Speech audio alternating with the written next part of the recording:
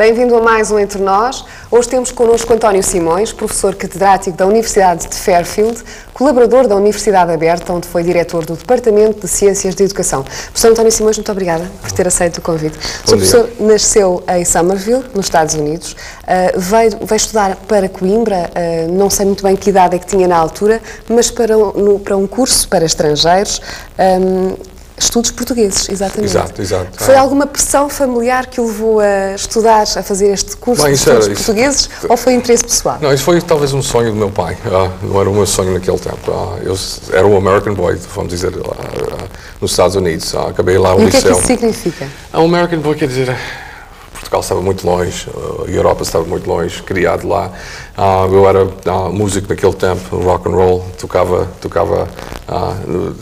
numa orquestra, numa banda e tal, e era tudo rock and roll naquele tempo. E o que é que conhecia da cultura portuguesa? A língua, talvez. Tive sorte. Meu pai é português, foi criado em Portugal e sempre falava português em casa. E na parte da língua portuguesa, em 1945 até 1948, meu pai ficou aborrecido com os Estados Unidos, voltou a Portugal, vivemos aqui em Lisboa, mesmo perto do Campo Pequeno. E acabei até a 4ª classe aqui em Portugal. E depois voltei para os Estados Unidos. E depois, em 1955, passei cá 3 meses em Portugal e gostei imenso. E apanhei aquele, não sei, injeção, vamos dizer, de conhecer mais o que é que o marcou mais? Foi características pessoais dos portugueses? Foi a língua, uma vez mais, ter contactado tão perto com a língua? Não sei, tudo isso, música, tudo. É aquela parte de emoção, talvez, a minha língua nativa é inglês, não é? Dos Estados Unidos. Mas, vamos dizer, a minha cultura nativa talvez é portuguesa, ou luso-americana, mais portuguesa que talvez americana. Minha mãe também é portuguesa, da Guarda, e foi criado num ambiente português. E é interessante a investigação académica. Nós vemos isso, as pessoas podem ter uma língua nativa, por exemplo, vamos dizer aqui inglesa, e pode ter uma cultura nativa que não é parte da língua portuguesa. E parte me aconteceu isso. Eu fui criado numa casa portuguesa, com a língua parte inglesa e parte portuguesa, posso dizer. Mas certamente foi dado primazia, desde sempre, à língua portuguesa, porque os seus pais são, como disse, portugueses. Talvez tivesse herdado esse lado português, esse lado nativo, como muito bem disse, é uma expressão, eu acho muito feliz. Esse seu lado nativo português é o lado da língua, por herança direta dos seus pais. Vou criar uma imagem. Tenho 12, 13, 14 anos de idade. O que é o meu dia? O meu dia, claro, para o liceu, não é? Para o liceu. Chegar a casa é falar português. Aos domingos, como antigamente, era ir a uma festa portuguesa, um piquenique português ou clube português. Quando ia ao português, meu pai gostava de jogar a sueca, porque antigamente jogavam a sueca. Eu jogava lá bilhado com os outros meus amigos e tal, era tudo português. No caso de uma família católica, seria porventura irá? Exato, família católica, claro, o padre é importante da família e tal, e essa parte toda, quer dizer, sou um rapaz, um jovem, falar inglês, mas ter a cultura portuguesa, e é possível, há muita gente que acontece isso, e há um investigador americano chamado Parker. O Parker fez a investigação, ele disse que há 3 fases da imigração, que é interessante. A primeira fase é acomodação. E o que acontece ao imigrante? O imigrante chega em qualquer país, pode ser aqui para a França, para a Alemanha, não é? E instala-se, mas fica com a língua e cultura natural, claro, do país da origem. Mas começa a participar fora da casa. A segunda geração, que ele disse integração, a integração quer dizer geralmente os filhos ou filhas, os filhos da comunidade portuguesa começam a entrar na vida, vamos dizer, americana aqui, nesse sistema como eu. Foi o seu caso? Pois, no meu caso, é entrar na vida americana. E naquela parte, o que acontece é às vezes preservem a língua dos pais, às vezes não. E acontece. E, claro, há exceções. Por exemplo, uma pessoa que vai refugiado, geralmente com os cubanos nos Estados Unidos, esqueceram muitas da língua de segunda geração e muitos não. E depois a terceira geração... Que são um pouco rejeitados também. Pois, exato. E depois a terceira geração, similização, deve ser em português. Geralmente é aquela terceira geração diz, meus pais eram dos portugueses, ou dos Açores, ou de qualquer... E há pessoas lá nos Estados Unidos. Já é o Tom Hanks. Tom Hanks é a terceira geração. A mãe penso que era chamado Fraga. É interessante. Já a terceira geração que ele diz, minha mãe era portuguesa. Não, minha mãe. Meus avós eram portugueses dos Açores. Eu desconhecia isso. Pois é. Já foi o Tom Hanks. Há muitos. E depois há muitos portugueses lá que a outra agora que está muito conhecida lá, Nelly Furtado, não sei, Furtado que tem número 1, é do Canadá. Até porque isso é muito evidenciado em Portugal, não é? Pois é, mas é natural. Isso é tudo natural no sentido de participar numa outra cultura, o que chamamos de cultura em contato. Levantam-se muitas questões à roda de tudo isto que o Sr. Professor António Simões esteve a dizer. O Sr. Professor colabora, tem uma ação muito intensa na comunidade luso-americana, nomeadamente porque publica com alguma regularidade no jornal que tem precisamente este nome, luso-americano, que começou, devo dizê-lo, de uma maneira difícil. Foi fundada em 1928 e teve muitas dificuldades para sobreviver, não é o caso? Portanto, atualmente funciona como um elo fortíssimo de ligação entre todos os portugueses e descendentes de portugueses, os luso-americanos, na comunidade portuguesa nos Estados Unidos da América. Hoje é muito forte e tem 7 pessoas a trabalhar diariamente. Pois o Luso-Americano é um jornal muito importante da história da imigração dos Estados Unidos. Havia outros também, havia o Diário de Notícias, em Fall River, alguns foram à falência e o Luso-Americano ainda existe. E o fundador era um homem chamado Jardim, que era o amigo do meu pai também, eu lembro que também madeirense. É de Madeira, não sei se é de Madeira, não. O Jardim era de Madeira, está bem.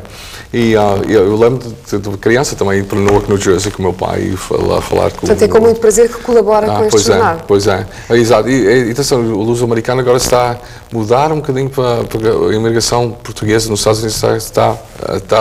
Não é acabar, mas é muito pouco. Agora se vê o luso-americano muito para o Brasil também, que tem que sobreviver no sentido da língua portuguesa. Com certeza. Isto para dizer que nestes inúmeros artigos que o Sr. Professor António Simões tem publicado neste jornal, refere muitíssimas vezes esta questão de que estamos a tratar. Não tratámos ainda pelo nome, que é o bilinguismo. Pois é. O que é de facto o bilinguismo? Bilinguismo é muito complicado. Primeiro é muito complicado nos termos portugueses. Vamos tentar explicar. Vou explicar. Há várias maneiras de explicar. Vou explicar de uma maneira, vou ver mais simples, mais acessível. Geralmente chamamos a compound e coordinate. Coordinate é coordenado, talvez em português compound, não sei dizer em português, é quando dá duas maneiras químicas juntam-se e fica numa fusão. Uma fusão, obrigado. É isso mesmo. E por exemplo, temos também o que chamamos língua em contato e cultura em contato. Vamos dizer, eu, António Simões, tenho 8 anos de idade, vou para os Estados Unidos, ou vou para a França, ou vou para a Alemanha, não interessa aqui na língua. E eu primeiro vou ter uma língua em contato com a segunda língua, vamos dizer, francês. Supostamente com 8 anos já tem alguma escolaridade, portanto já conhece a língua materna. Pois, conheço a língua materna, mas nós sabemos de investigação. Para eu ter sucesso agora nas escolas francesas, eu devia ficar na língua portuguesa na escola por 7 ou 8 anos até eu conhecer o francês, que é interessante. Isso é porque muitas pessoas vão para as escolas estrangeiras e o sucesso não está lá. Mas o bilinguismo agora é conforme. Se eu começo a misturar, vamos dizer, a língua portuguesa e a língua francesa ou a língua, vamos dizer, inglês agora, nos Estados Unidos, eu começo a misturar a língua, criar não é um crioulo, que chamamos de pigeonization, que é interessante, e vamos falar sobre isso aqui um bocadinho. Ou podia ficar com as duas línguas separadas, com o coordinate. E a coordenador, uma pessoa que é bilingue coordinate é uma pessoa que sabe o sistema semântico em duas línguas. Por exemplo, eu mais ou menos sou bilingue. Conheço mais ou menos a língua portuguesa no conceito semântico. Talvez tenha um sotaque estrangeiro e às vezes faço erros, eu sei erros em português. Mas por cultura, conheço. Só posso dizer que sou um coordinate.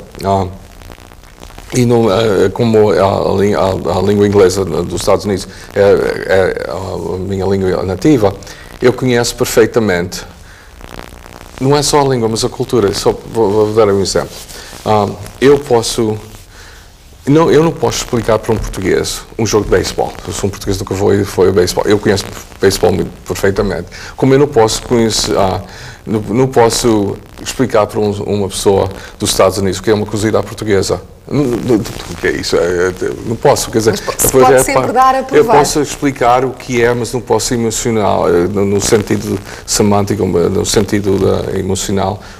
O que é a liga, quando eu digo cozida à portuguesa, já logo é um símbolo, não é só comida, é um símbolo português, não é? É como um jogo de beisebol, é um símbolo. E esta brincadeira que eu estava a fazer consigo, no sentido que pode dar a provar, mas não é recebido da mesma maneira que o professor António Simões conhece o cozido à portuguesa, não é? Pois. Portanto, há um sem número de coisas, há um contexto cultural que não é comum, portanto, nunca será sentido da mesma maneira. Exato. É isso que estava a tentar dizer. Exato.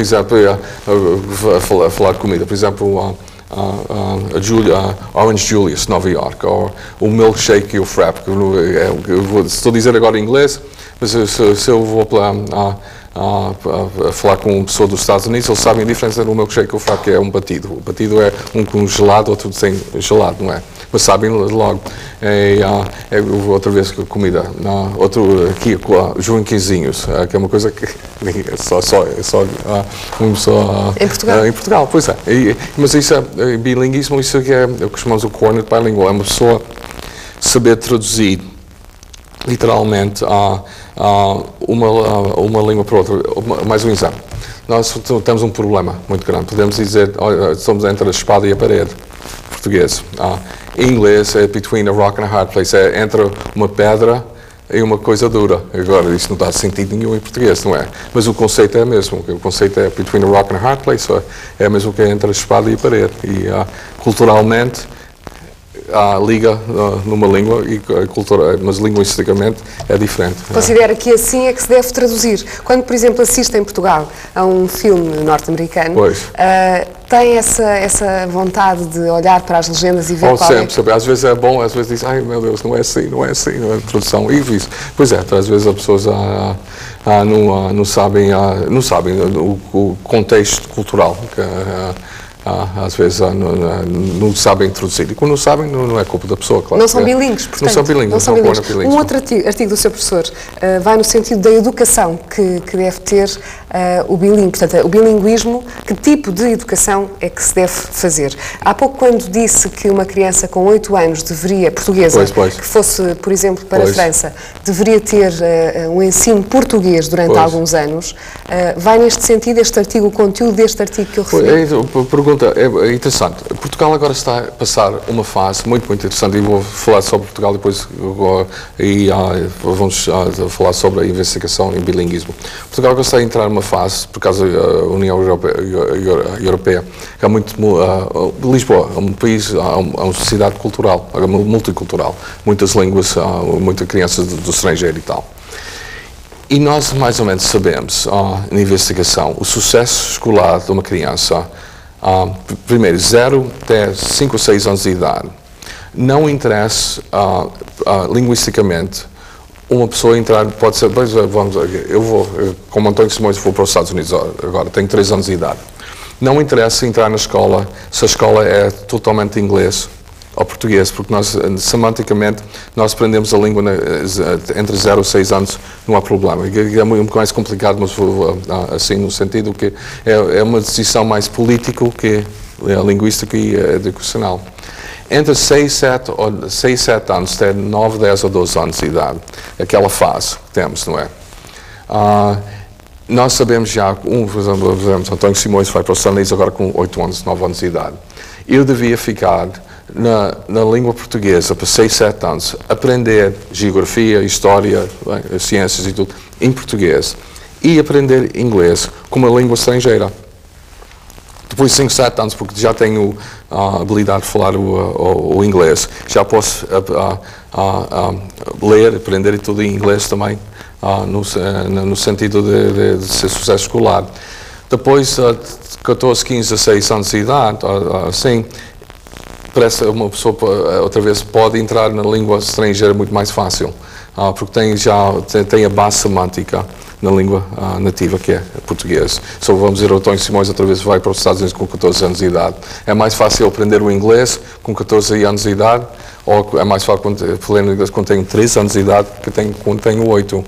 E isso é o problema que nós temos nos Estados Unidos e estou a ver aqui em Portugal também. Não tem os dados de investigação e há crianças de Portugal vão para os Estados Unidos com 8, 9 anos de idade e entram numa escola bilíngue, mas eles só ficam lá 2 anos com português, depois vão para tudo inglês, e é um fracasso. Geralmente muitas crianças não são um sucesso e estou a ver aqui também está a acontecer isso. Sr. António Simões, e para quem já nasce, por exemplo, nos Estados Unidos? Diz como? O Sr. Professor deu alguns exemplos, aliás, em nome próprio, portanto, com 4 anos, com 8 anos, com 14 anos. Então, e as crianças que nascem já, que são a segunda geração ou a terceira geração, eventualmente? Hoje, isso geralmente, em geral, é conforme, outra vez, é conforme, por exemplo, Dominicanos, da República Dominicana. Eu vou para Nova Iorque, a parte de Nova Iorque é tudo republicana. Vou para a parte de Nova Iorque é tudo de Puerto Rico. Vou para Newark, New Jersey, que é tudo parte portuguesa. Lá é uma parte que chama-se Ferry Street. O Ironside, Newark, um indivíduo pode ir de 2 ou 3 ruas, é tudo muito mortosa, não é? Nesse sentido, se uma criança nascida lá e está naquela comunidade que usamos língua em contato e cultura em contato, pode talvez salvar a vida, a língua portuguesa e a cultura portuguesa, porque está dentro daquele meio. Mas isso é interessante, isso também complica a classe social. Geralmente a classe média, não importa aqui classe média, geralmente fogem dos grupos étnicos e vão viver na classe social. E acontece que há muitos portugueses entram na classe média e saem da cidade urbana, não vão para os subúrbios e assim há poucos portugueses e assim perdem isso. É conforme. Em geral, as pessoas nascidas lá são mais como eu, mais com a língua inglesa que a portuguesa. Eu felizmente escapei. Bem, outra coisa interessante. Isso também nos estudos sabemos. A melhor maneira para ser bilíngue é um dos pais falar só uma língua e o outro pai ou mãe falar outra língua. No sentido de que chamamos code switching, a língua alternativa. E eu tive sorte, foi nada mais sorte. O meu pai foi para os Estados Unidos com 26 anos de idade. Ele só falava português em casa comigo. Só português eu falava com a minha mãe. Foi para os Estados Unidos com 3 anos de idade. Foi mais ou menos uma American girl, americana, naquele sentido. Ela só falava inglês. Eu em casa só falava inglês com a minha mãe e português com o meu pai. Agora, esta é uma situação ideal. Ideal, agora foi sorte para mim, foi sorte. Nós vemos agora a investigação, a Fantini, há muitas pessoas, Fantini, Colli, há muitos que fizeram o estudo sobre isso. Dizem que o ideal é isso mesmo, que um dos pais devia só falar uma língua e o outro idioma, a mãe ou o pai falar outro idioma. E nunca entre eles misturar a língua. Por exemplo, se o meu pai estava a falar com a minha mãe, eu estou lá em frente deles. Meu pai só devia falar português para a minha mãe mãe só inglês para o meu pai. Eu nunca trocava. E foi parte disso, foi ideal. De certa maneira, torna-se também uma situação um bocadinho aflitiva, não é assim? É pensar o casal a falar em 2 línguas diferentes. Ainda que para bem dos filhos. Ainda que para bem dos filhos, de facto. É difícil, mas é ideal, é uma coisa ideal. Há uma outra situação que me ocorreu agora, Sr. Professor, gostaria que se pronunciasse sobre ela. Há muitos colégios, nomeadamente em Portugal, colégios de várias nacionalidades, onde há crianças portuguesas que, por vontade própria ou por vontade dos pais, vão aprender, portanto, todo o ensino secundário numa determinada língua, como o alemão, o inglês ou o francês. Tem alguma opinião formada sobre isto? Pois é, quer dizer, se vão para um colégio, primeiro, é aprender uma língua e aprender o conteúdo de história, bem, a matéria, não é? Só vamos dizer, eu venho da França, com 13, 14 anos de idade, quero ir para a Universidade de Coimbra e a Universidade de Lisboa, algum dia quero ir para a Universidade. Eu tenho de ter sucesso escolar. Sucesso escolar é saber história, geografia, ciência, biologia e tudo. Como é que eu vou chegar àquele ponto? É chegar àquele ponto na língua que eu conheço, vamos dizer francês. Eu devia estudar a matéria em francês e ao mesmo tempo aprender o português. Até um certo ponto, os dois idiomas ficam ligados e que eu posso aprender agora ciência, vamos dizer, em português ou francês. E o que acontece não é isso, há muitos estudantes, e nos Estados Unidos acontece isso também, vamos ao colégio ou para liceus e tal. E entram logo aqui em Portugal, na língua portuguesa. E vai ser um desastre, porque não estão a aprender o que deviam aprender, é história, ciências e tal. E a melhor maneira é eles aprender o português como uma área de estudos também, ao mesmo tempo. Mas isso ainda é difícil, as pessoas não conhecem a investigação sobre isso ainda, mas E o Sr. Professor é de facto um investigador, aliás, do que estamos a falar, trata-se de ciências da educação, que tem sido a sua paixão. Fez uma licenciatura nos Estados Unidos, um mestrado e um doutoramento na área de ciências de educação. A minha paixão ainda é a phenomenology of language, o fenómeno da língua, não é, em português. Eu estudei no doutoramento na Universidade de Colômbia, era conhecer a língua como a língua é usada política, sociologicamente e tal, e o bacharelado, e tive uma paixão naquele tempo também, não é só a língua, mas o conceito do ser. Naquele tempo o existencialismo era muito importante e era gostei muito da pessoa de João Paulo Sartre. Até o meu filho é chamado João Paulo, que foi aquela ligação muito... É homenagem. Uma ligação estreita que estabeleceu. Pois é, a língua não é só a língua, a maneira sociolinguística também, quer dizer, a língua como a structural linguist, a língua estrutural, no sentido assim, para mim não me interessa muito. Me interessa mais como é a língua usada da maneira semântica, da maneira de sociedade, da maneira do ser.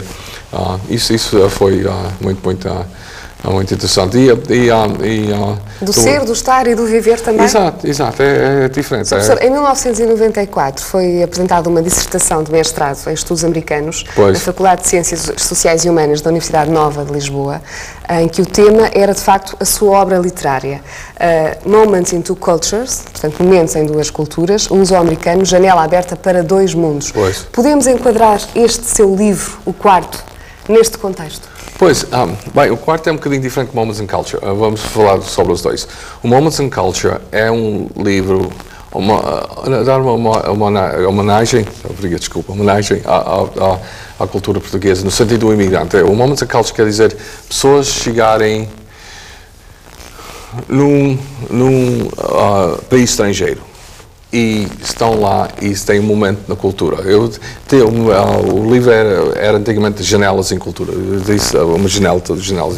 E dá mais o imigrante, no sentido de o imigrante sair do país. Eu tenho um poema naquele livro a dizer a minha aldeia. Eu não vou, em inglês, assim, eu só vou explicar em português. A minha aldeia, mais ou menos o poema vai, aquela pessoa que sai da aldeia, primeiro, aquele momento, tem de dizer adeus aos pais, dizer adeus às mães, dar um beijinho e dizer adeus para sempre.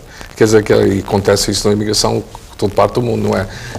Que uma pessoa sai e vai para um país estrangeiro, vai para uma língua estrangeira e tem que aprender e depois e às vezes muitos imigrantes que saem, eu não gosto uma coisa, eu não gosto de usar o conceito de imigrante, eu sempre gosto de usar o português viverem nos estrangeiros. O imigrante tem qual é a conotação que tem a palavra imigrante? Sem ser muito político, aqui em Portugal Às vezes, o conceito de imigrante é uma coisa negativa, imigrante e tal, mas isso é para outro dia, não é? Eu gosto mais a pessoa viver no estrangeiro. Mas aquela pessoa viver no estrangeiro, vou usar o conceito de imigrante para a nossa conversa. O imigrante sai, vai para a França, vai para a Alemanha, vai para a Austrália, vai para os Estados Unidos, tem que aprender uma língua nova. Em geral, também a pessoa que sai, já mantém por causa da economia, tem que matéria política, mas isto já é mais económico. E vamos dizer, não é aceito em Portugal, mas um imigrante sai porque não pode fazer a vida aqui, naquele conceito é rejeitado, mas é rejeitado, não é culturalmente rejeitado, talvez a classe social. Vai para outro país e chega lá e também nunca é aceito lá, é migrante lá, não é? E está naquele meio e tal. E o Moments and Culture dá isso. O quarto é diferente, o quarto é a parte fictícia e a parte verdadeira. Só há muitas partes do quarto. Na parte verdadeira estamos a falar de uma parte autobiográfica. Pois é, a parte verdadeira é essa, o conceito era essa. Era Portugal Antigo. O Portugal Antigo no sentido que era controlado pela igreja, controlado pela sociedade. O luto fez uma impressão ver o luto é muito bem tratado o luto para mim até hoje muito descritivo. Vi pessoas vi e vemos hoje pessoas antigas no sentido pessoas de 80, 90 anos de idade. Eu conheci uma pessoa que perdeu o marido, ela tinha 18, 19 anos de idade e morou com 90 e tal anos, sempre luto, sempre vestido preto. É impressionante, uma vida inteira assim. Uma postura marcadamente portuguesa. Era nas aldeias. Eu tenho uma amiga aqui em Lisboa que foi atrás de mim, criticou-me e disse: António, isso não é Portugal. Isso. Não. Isso, eu sei que não era Portugal, não era Lisboa, não era Coimbra, acho eu, não era o Porto. Eram as aldeias portuguesas em 1940 e 50. E o luto era uma coisa importante. Também a igreja, o controle da igreja. Eu lembro quando era criança, se era uma pessoa que era uma família protestante, é protestante, e a pessoa passava a rua e tal, e os judeus, claro, nada disso. E é tratado isso, é tratado um mundo fechado, mas um mundo interessante também, um mundo muito simples, não era muito complicado. Aqueles mundos da aldeia, eu acho que... e outra parte do quarto que para mim era baseado, como disse antes de começar o programa, o nome do livro era O Coelho e o Furão. E a minha ideia, quando comecei a escrever o livro, era baseado no João Paulo Sartre, O Ser e o Nada. Para mim era a vida, como estamos agora a viver nesse mundo. E temos nossos familiares e tal, e temos os nossos filhos e mães, pais, bem, temos tudo, não é? E o meu conceito é O Ser e o Nada, do João Paulo Sartre, e é o quarto. É entrar numa vida, ter uma vida boa, ter uma vida jeitosa, chegar a um certo ponto e morrer. E pronto, acabou. Mas morrer não é morrer, é às vezes ficar com uma certa idade e ficar com solidão. E a parte do quarto é a solidão no fim, é a solidão no sentido de como nós vivemos e vivemos.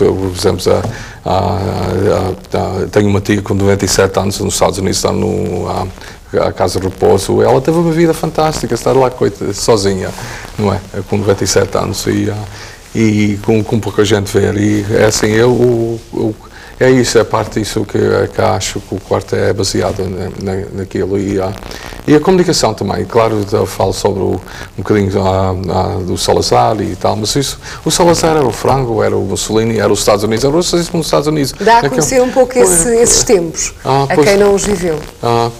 Teve a preocupação de descrever um pouco essa ambiência. Não é Salazar em particular, é a censura em geral. É a pressão. A pressão, pois é, não era só aqui, nos Estados Unidos também. Se nós vemos o quarto e nós vemos mais ou menos nos anos 60 nos Estados Unidos e nos anos 60 em Portugal, e vamos ver o movimento do Vietnã, contra o Vietnã, o movimento dos negros nos Estados Unidos, o movimento das mulheres, o movimento de pessoas com orientação sexual diferente, ok? Tudo aquele movimento nos 60, 70 e 80 é uma resposta ao quarto, é uma resposta de que não aceitamos ditadura, não aceitamos censura, não aceitamos sociedades fechadas. Mas vemos um paralelo em Portugal, era as Áfricas, era a abertura aqui, era o Humberto Delgado, era o Galvão, era... Nós não estamos isolados naquele ponto. O movimento nos 60 e 70 é uma coisa internacional. E outro dia a minha filha e eu estávamos a conversar e ela disse uma coisa muito interessante que eu achei engraçado, nunca pensei assim. Disse ao pai, vocês nos anos 50, 60 e 70 era um movimento muito humano, queriam igualdade, tudo, queriam igualdade à sociedade, abrir a sociedade, mas fizeram um grande erro. Disse o que é? Legalizaram tudo, agora é tudo legal. E comecei a pensar,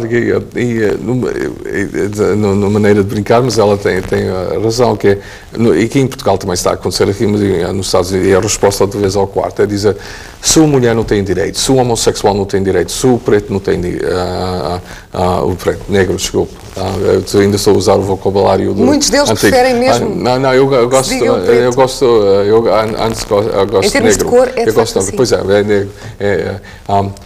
E assim, no sentido, se a sociedade tem que trocar, temos de trocar as leis para isso. Mas causa aquele conflito, o conflito do quarto. O quarto, por exemplo, isso é uma coisa, não está no quarto, mas o fumador. O fumador antigamente fumava igual. Eu lembro quando comecei, eu fumava antigamente. Eu lembro de dar aulas, acender o cigarro, fumar, dar as aulas, leitar, pôr no chão. Ninguém, agora não, ninguém fuma nas áreas públicas. E ainda bem, porque faz mal à saúde. Sr. Professor António Simões, ficaríamos muito mais tempo à conversa, mas não temos, de facto, tempo, infelizmente. Mas foi a melhor maneira de apresentar estas temáticas do bilinguismo e também este seu livro, o quarto. Espero que se sigam outros livros. Ficamos a aguardar. Eu estou a escrever um livro agora sobre o abuso da mulher portuguesa, que é chocante. Estou a entrevistar algumas mulheres lá nos Estados Unidos e tenho dificuldade de escrever. Ficamos a aguardar então. Muito obrigada por ter vindo ao Entre Nós. Muito obrigado pela conversa. Chega assim ao fim mais um programa Entre Nós, hoje com a presença do professor António Simões. Se nos quiser enviar mensagens, pode fazê-lo através do e-mail entrenos@univ-ab.pt. A equipa do Entre Nós despede-se e conta consigo no próximo programa. Obrigada.